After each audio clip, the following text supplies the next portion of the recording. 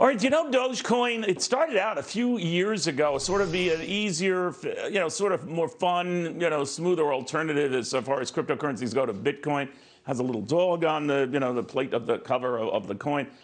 It is now a $40 billion valuation. It's up better than 400% this week with all the attention to Coinbase and Bitcoin itself. But what started as a lark, even though it indeed is a cryptocurrency, is anything but. This feeds these bubble fears that some have that all of this has gone a bit too extreme. But try telling that to Danielle Cohen Higgins, the Miami-Dade County Commissioner. Miami-Dade may let residents pay taxes in Bitcoin. I don't know whether she would be recommending Dogecoin, but she was kind enough to join us.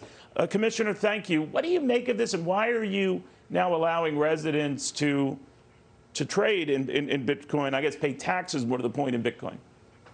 Thank you for having me, Neil. And to be clear, what I brought to the board was a resolution for us to look into this as a potential option. What I'd like to do is create a task force in order to look into the viability and the feasibility of allowing our residents to pay for fees and services in Bitcoin. Listen, Bitcoin has been around for a while. It's an asset. It's also a method and a form of payment, but it's a burgeoning industry, right? And we are open for innovation here in Miami-Dade County and South Miami-Dade County, and we want to welcome those innovative companies and create an environment that is as attractive to them as possible.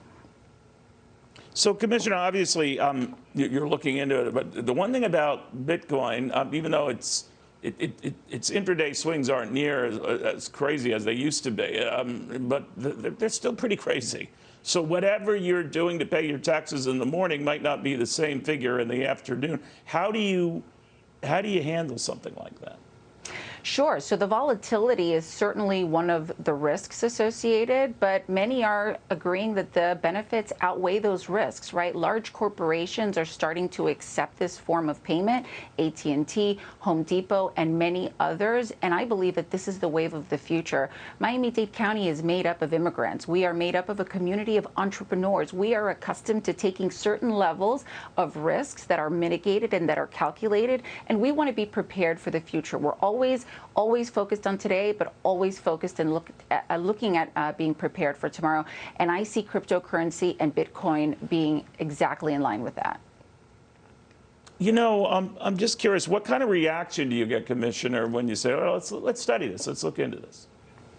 Well, that's exactly what I want to do. I want to be careful, obviously, because this would be a big step for the county. Other municipalities have passed similar legislation, and in our state capital in 2019, there was similar legislation passed regarding blockchain technology and looking into it. So I think that government should be proactive instead of reactive, and my goal is simply to put together a task force of professionals that have at least 5 years experience in the world of finance, banking, and cryptocurrency to take a look at whether Miami-Dade can be the forefront and can be a leader on this. Again, it's an industry.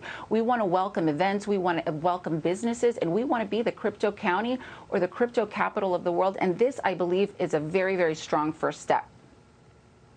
Commissioner, you've heard of a number of regulatory agencies that don't share your enthusiasm for this. Some have said it goes so far as to be a potential dollar killer. It could disrupt international finance. They're keeping a close eye on it. Now, if they shut it down, as some have intimated, how would you feel about that?